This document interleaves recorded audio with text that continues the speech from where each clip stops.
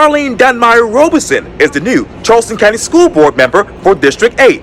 I talked one-on-one with Darlene about what she'll do on the board for this edition of Quintin's Close-Ups. And if you haven't already, subscribe to my YouTube channel and like Quintin's Close-Ups on Facebook. Charleston County School Board member Darlene Dunmeyer-Roberson, welcome back to Quintin's Close-Ups. Thanks, Quintin. It's nice to be here. Yes, ma'am, and congratulations to you. Thank you. Yes, ma'am, you're very welcome. Let me just take you right to it. This is coming from your Facebook post. You said this quote, "We did it. Thank you to everyone in our community for electing me to represent District 8 on the Charleston County School District Board of Trustees." Let me ask you this, Ms. Darlene. How was that representation before you were actually elected to the school board? Well, Quintin, as we all know, that this is our first time going into single member district. So before it was members at large. And although there were, I believe, 2 candidates assigned to represent this area, there was really not truly a single voice out here. So the constituents really weren't engaged with an actual school board member. So running this campaign gave me the opportunity to engage with the community. I was able to go out with Joe Boykins, and we knocked on over 2,000 doors. And again, I didn't know what to expect from this campaign, but it turned out to be something that I will never forget.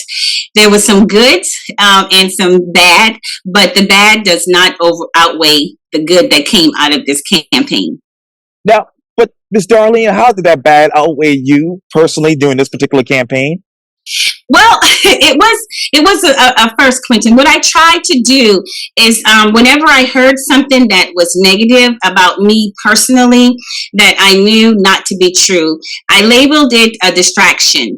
And what I did was to not let it, I didn't name it, because when you do that, then you empower those people.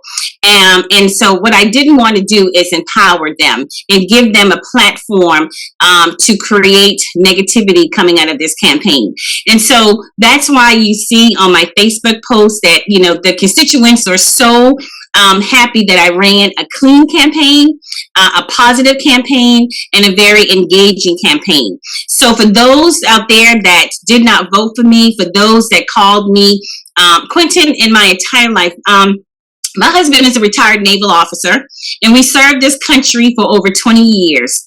My son is a decorated combat war veteran, and he's currently an active duty Army officer.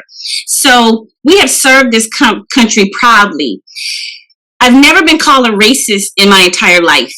And coming back home to Charleston, I never thought that this is where my first experience would have been being called a racist. They said I practiced Marxism, that I was a leftist Democrat. Really toxic and unhealthy language spewing out towards me as a candidate, as a public servant, and as a spouse and a mother of military members. So we had to stay focused, and we had to concentrate on our constituents. We had to engage with them and let them know what my platform was and what I could bring to the table, my educational experience, my 36 years of work experience as an educator. And I believe that I secured the win because the constituents of District 8 believed in me. They believed in the content of my character. They believe in my educational background. They believe in my work experience. And they believe that I will truly be a voice for them. I have already started working on my 30, 60, 90-day plan. And I am going to be meeting with my constituents to find out what their priorities are for District 8. So that when I do sit on this board, I will be able to represent the needs, concerns, and the priorities of the parents and constituents, the students of District 8. You talk about those priorities for the parents and students of District 8, but what are your priorities going into the next 30 days? Well, thank you for that question. For me, our now we have an added priority.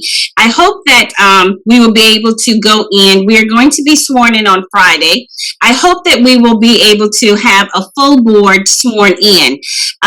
Not sure if the Charleston delegation will be able to appoint someone to the district sixth seat before Friday, but I hope that we will be able to, have that resolved as soon as possible so that we will have a full board. So that will definitely be a priority of the board to make sure that we are ready to work on day one. Another priority has always been on my to-do list is to make sure that we have a competent search firm ready by the new year to start the process of looking for a superintendent. We've been without a permanent superintendent we're coming up, January will be a year.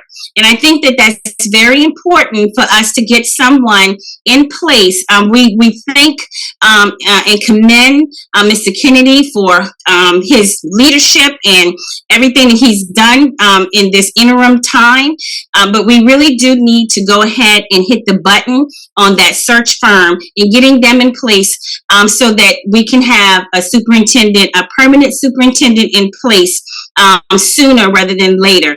Quintin, Charleston operates is the second largest school district in South Carolina, almost $1 billion budget. We need someone that has the experience, that's run a district with 55,000 plus students, 80 plus schools, someone that has a vision that's going to make sure that our students are successful, that has the capacity to close the achievement gap, and also provide the world-class education that I know we can provide here in Charleston.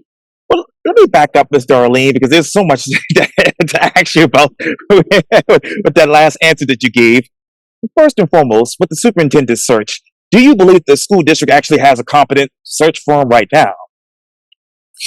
Well, I don't know. From my understanding, what's been shared with me was that they started out with, I guess they interviewed about 6 firms, and it's been narrowed down to 3.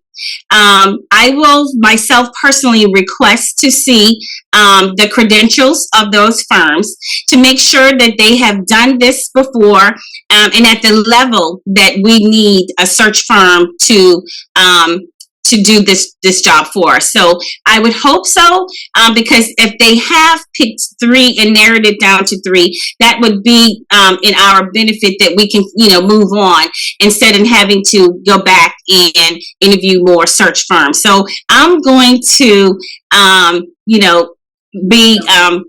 going to be positive and hope that the 3 that they are narrowed it down to have the credentials and the capacity to lead us, forward, and that we don't have to start over from ground zero. So, do you want those search firms to be regional? I prefer for them to be regional. Okay. Yes. It's sometimes when you do things like this, you really need to be able to have someone that you can touch and that you can actually sit down face to face and meet with, to make sure that we're all on the same page. Zoom is good for some things, but sometimes sitting around the table and really hashing out things, looking folks in the eyes and let them know, what your expectations are, and what, the priorities are and the goals and that we have for, this district. So I prefer for those groups to be regional, and I hope that at least one is. So I have no idea on who they are, but I hope that at least one. And Ms. Darlene, talking about sitting around a table and obviously getting them on the same page as far as expectations with you, who would you bring around the table to sit down and talk about the expectations that you want for District 8 and the school district in general? Around my table, we will start with my parents. I've already started reaching out, and we are going to start scheduling meetings, town halls. If you read my thank you letter in its entirety, I said to them, I gave them greetings for the upcoming holiday season, and I said that we will have our first town hall meeting next month. I know that the holiday's coming up, but I think it's important for me to start reaching out to my constituents to hear their priorities. Not just the parents, but where I come from, Quintin, students have always had a seat at the table with me. And I think it's important for us to engage our students in the conversation as well. What are their concerns and what are their priorities? While out on the campaign trail, I've had the opportunity to visit different churches, and I talked to kids there. Now, a lot of them said that, they want me to make sure the food is good, but I believe that getting them to the table and engaging them in meaningful conversations about academics, about athletics, about, college and career, I believe that the students will have insightful information to share with us. So definitely my constituents, my parents, my students, definitely the teachers. They need to be at the table as well. They are the ones that's engaging on a daily basis. We need to empower them and let them know that they have a voice as well. So for me, my table is going to be very diverse. It is going to go from one end of the spectrum to the other, from the students to the administrators. Why, Miss Darlene, in your mind, do you think the students were missing from the table in the previous administration and the previous school boards? That's a good question. Maybe they just didn't think about it, that they have a voice. And we should have those conversations with them. We need to start growing our own student leaders. We need to make sure, that they know that all the decisions should not be made from top down, and that we need to have them and get their input. So maybe it was just an oversight. I don't know. But what I do know is that it would be great to have a student leader to participate with the board. And if not on the big board, at least in our own districts, that if we create our own work groups, our focus groups, that we have our student leaders as a part of our discussions. And obviously a part of the discussions right now is obviously the future of the Charleston County School Board as far as the new superintendent. You talk about obviously giving Mr. Kennedy his thanks. Do you believe that he's competent, and do you believe that he can be a permanent superintendent for the Charleston County School District? Oh, I do believe that he's competent. He's not demonstrated, incompetency. I do believe that he's competent. But for me, as an educator, I do believe that we should employ a search firm to look for someone who has done this before, who has that educational administration and educational leadership experience. Someone that understands curriculum and instructions. Someone that has a vision to move this district forward without thought. I'm looking, and I hope that the board will agree, that we need a quick study. Someone that can come in on day one and be able to say, this is what's going to make this district move. Quintin, we have flagship schools in our district, and I'm very proud of that.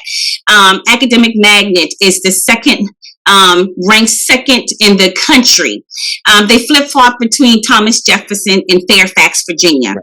We have the model here. Wando is doing exceptionally well. Lucy Beacom, James Island Charter. So what I'm looking for, and I will, share with with the board, someone that's going to be able to provide us with conversation, that they have prior experience in bringing the bottom up. And so that's what I'm looking for. Someone that's going to be able to let us know that they've done this before. What experiences have you had in districts and your years of experience, and making sure that you have all of your schools are schools of excellence. And so that person needs to demonstrate that and be able to speak to that. And so that's what I'm looking for. It's nothing against Mr. Kennedy. I think he's done a wonderful job in holding it together in this interim. But I am looking for an experienced superintendent that has led a district of this size before that has operated and worked with a staff that has a budget of this size, and that's going to be able to propel us forward in a matter of short time, because they have that experience in all of the areas that's necessary. And I know this is probably a question that might be in-house, but is there somebody competent in-house that you can actually hire to become the next superintendent permanently? I believe that there is, and there may be more than one that's in-house. And I'm glad you asked that question.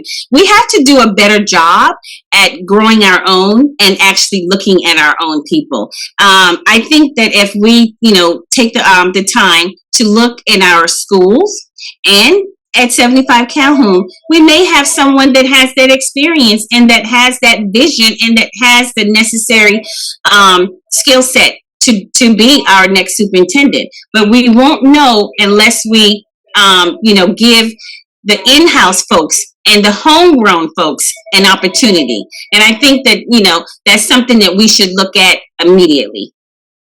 Speaking of vision, Ms. Darlene, what should be the Charleston County School District's vision to actually close the achievement gap?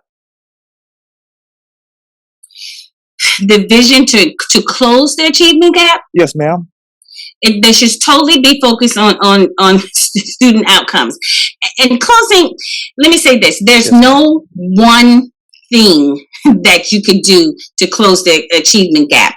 But we have to do situational assessments. And I think with the right superintendent in place and putting and using evidence-based research, we can't just continue to throw money at the problems. We have to look at districts that have had the same problems that we've had here in Charleston and look at what evidence-based research they use and then employ some of those things here in Charleston. Yes, ma'am. So if you were to look at District 8, what type of assessments would you look at right now? Here in my district, I've already started. I've not had the opportunity to look at all of my schools. Okay. Because middle of a campaign, and but I've looked at some of the schools in District 23 when the school report card came out. I think it's critical that we look at the school report cards, and so when we look at it, and they have different areas and different categories. So what we have to be mindful of is that, one second, at school, you could be failing, unsatisfactory, below average, average, good, then excellent. So of course we want all of our schools to be schools of excellence, but we don't have that. So when I looked at some of the schools in my district, quite a few moved up from below average to average, and that's good. We celebrate and we applaud those gains. But what we have to do before we become too excited, we have to look at all of the categories, and the categories that's keeping these schools from becoming good and excellent. We have to spend time in those categories to build capacity. Because if you don't build capacities in those unsatisfactory categories, it doesn't take anything for you to drop back down to below average. So the state of South Carolina used the continuous improvement model, and I've spoke about that. And we have transformation coaches. And what we have to do is to make sure that we use all of the resources that we have available, and we make sure that each of the schools that have gains and that are not doing necessarily well, that we use all of the resources that we have to give them what they need so that they can continue to grow. And so for me in District 8, I will be conducting and I will be visiting my schools. And I will be meeting with my school improvement councils. And we will be looking at their, SIC plan and the needs so that we can get the proper allocations and resources necessary for our schools in District 8 to reach that school of excellence. What categories right now would prevent most of those schools in District 8 from actually getting to good and excellence? When you look at it, most of the unsatisfactory categories, it's student achievement, that's preparing for success, as well as college and career readiness. A lot of time now for the high schools out here, they do well in the graduation rate category, but when you look at the testing, the EOC categories, they're low. So that's why I'm saying it's very important to look at all of those categories across the board to start building capacity. One of the things this year that we looked at, especially at St. John's, we looked at the college and career readiness category, and we saw that there was room for increase there, and the counselors along with the administrators worked in that area to increase the scores. And you can see that St. John's moved up to the score of their average now. So that's building capacity. You look for areas where you can build capacity, and then you move to another area and can continue to build capacity. So when the report card comes out, you won't have unsatisfactory in certain areas. You will be satisfactory across all area, or excellent, or good, and so that number can go up. So these are some of the things that I want to concentrate on in my district, and I hope that we will be able to see the gains within, the next report card cycle. If we start, as soon as I get in office and we start doing these situational assessments, that we will see gains at the next school report card reporting time. So, Ms. Darlene, what other ideas would help to build that capacity for those schools? Ideas? Yes, ma'am. Ideas along with resources. I would hold to resources, making sure that we have highly qualified teachers, experienced teachers. When I look at the data for my district, a lot of our teachers are young out here.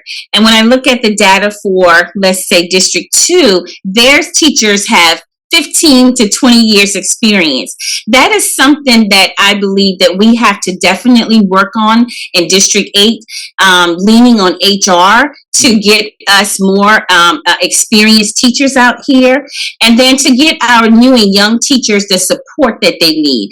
I love the fact that new teachers want to come out and teach our kids and do what they have learned, but I also know that they need the support that to help them in the classroom, because they're just getting their bearings as being, first year, second year, and third year teachers. So I want to make sure that my teachers out here, that they're supported with the resources that they need. And even if we don't have a lot of experienced teachers with 10, 15, 20 years of experience in our districts, why not do some vertical, collaborations with the other districts, and have some mentors from those other schools to mentor our teachers here, because a lot of times we don't have the mentors in the building, but we have them in the district. Yes, ma'am.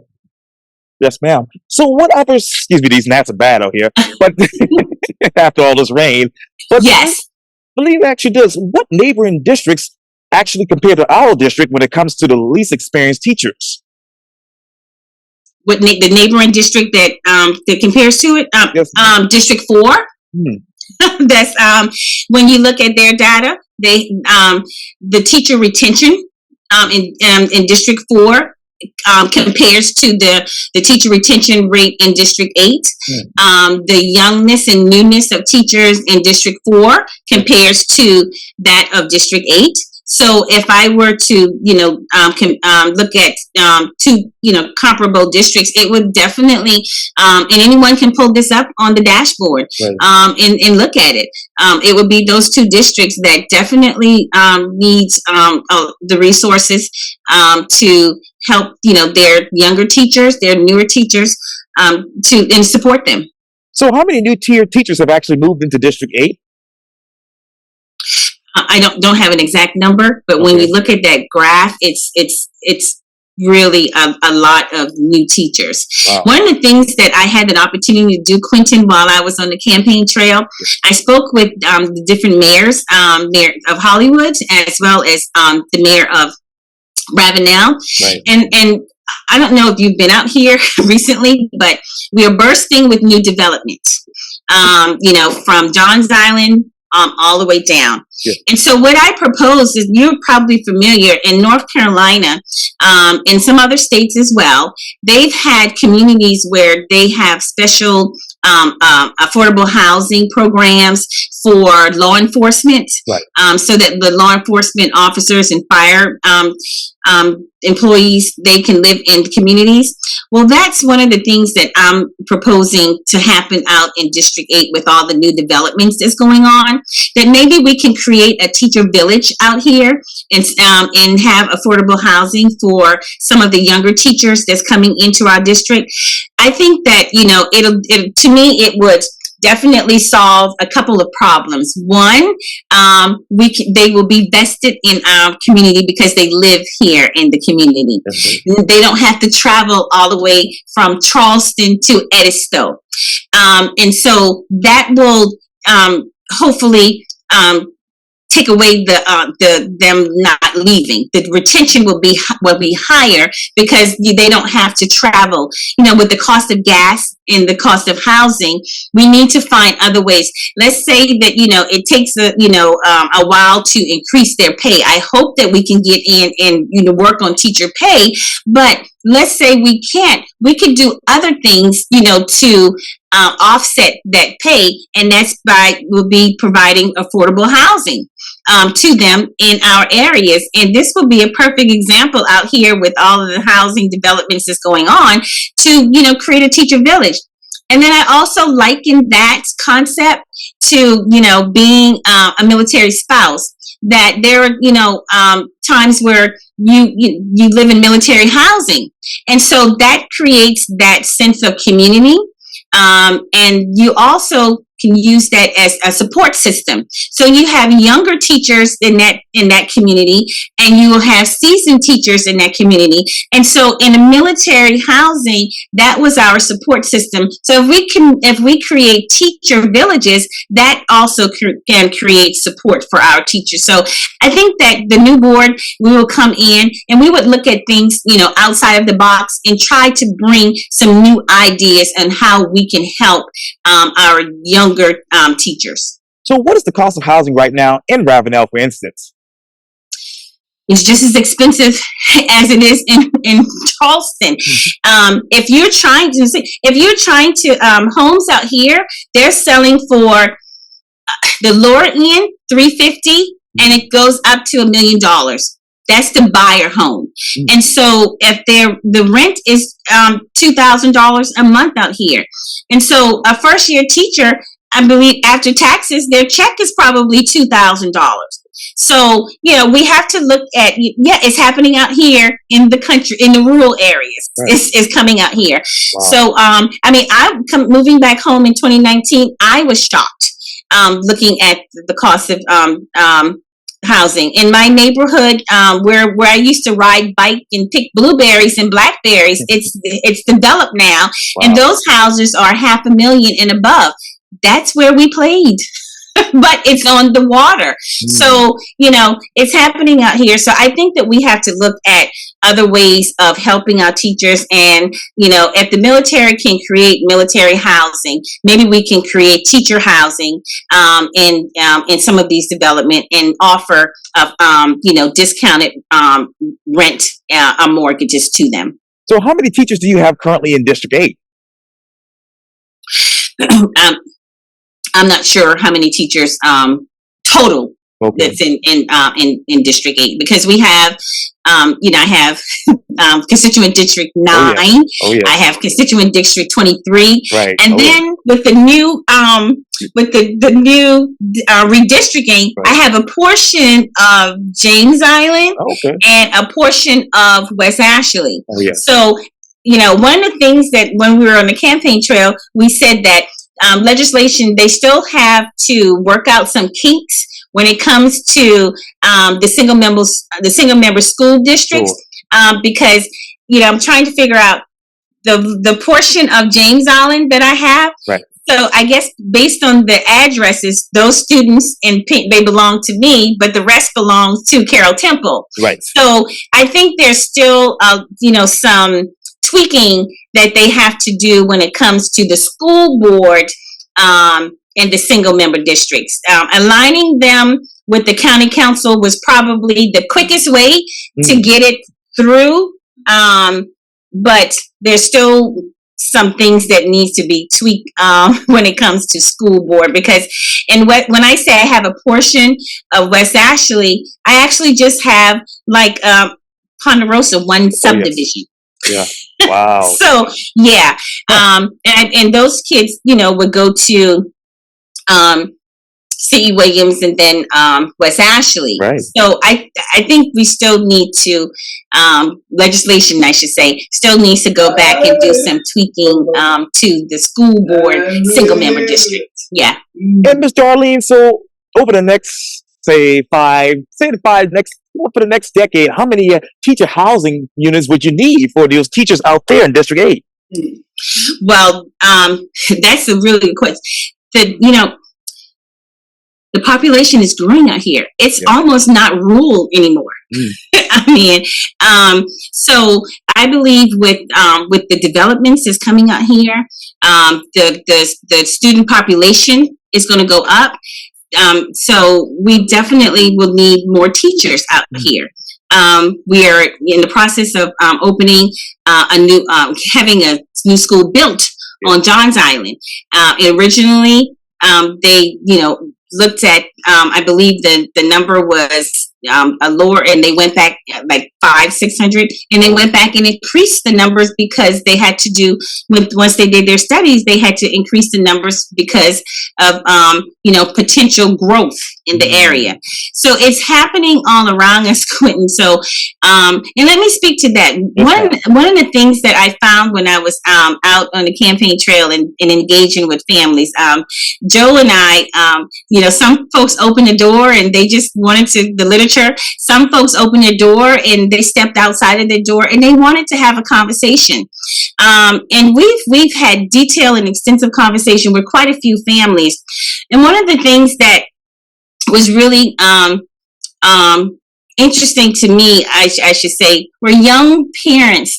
Their kids were toddlers, and they were concerned about the schools in our area, and would they be able to send their kids to the schools because a lot of the schools were failing.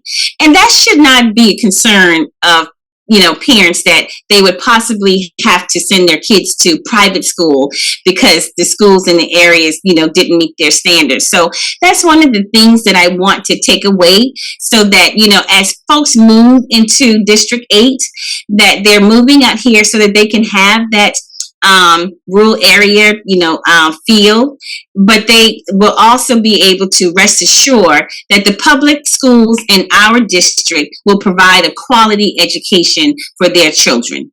And I just have less than 5 minutes left, Ms. Darlene. But how many of those students from District 8 have actually gone to private schools because of those failing schools in District 8, public schools? Yeah, we've had quite a few that they went to.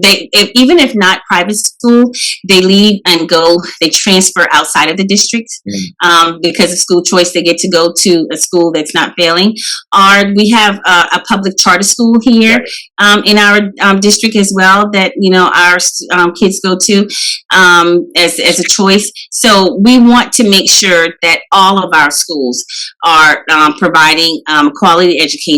We want to make sure that all of our schools receive the School of Excellence stamp from the state, so that parents would not have to. If they want to send their kids somewhere, it will be by choice, because they have a program that they want their child to engage in, vice the school is failing. So, okay, let's go back to pre-COVID, 2020 to right now. How much did that private school transfer increase by in your district? Pre-COVID? Yes, ma'am. How many kids transferred from public schools to private schools in your district? I've not looked at that number, Quintin. That's just not something that I've looked at. Yeah. Okay, no worries. Mm-hmm. And you talk about Johns Island. Okay, what should the Charleston County School Board do to make sure that this new school is not underbuilt, say, like Lucy Beckham or Wanda or North Mount Pleasant? Yes, so they went back already. So they Yes, did a ma'am. study, Yes. and they went back already, and they have increased the numbers of students. They've projected a larger number of students, so they will be building the school not to capacity as it stands now for the current number. They're building it for years to come. So I believe that was a lesson learned from Lucy Beacom, that they used it here to build for the new developments that's coming in. Yes. And let's go back to the student population. What is that currently in District 8? I have no idea what the total student population numbers in District 8 per school. No. Okay, well, how many years of experience does a typical teacher have in your district right now? And District 8? Yes, ma'am. Between 1 and 5. Okay. And let me go back early because I have like two minutes left. It only gives me 40 minutes. But I know you talked earlier about, obviously, many people on the campaign trail or in the community when you were campaigning called you a racist and they connected you to Marxism.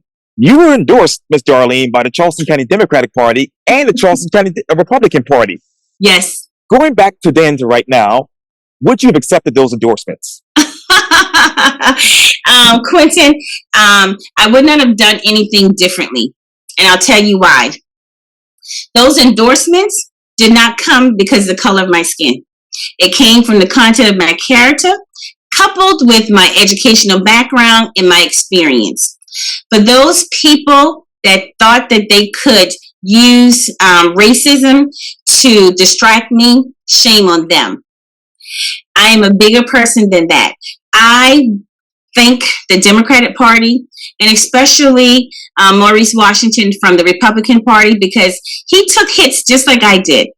And his vetting committee, I thank them because they did an exceptional job in vetting all of the candidates and they picked the best candidate for their endorsement. They stood behind me and I thank them for that.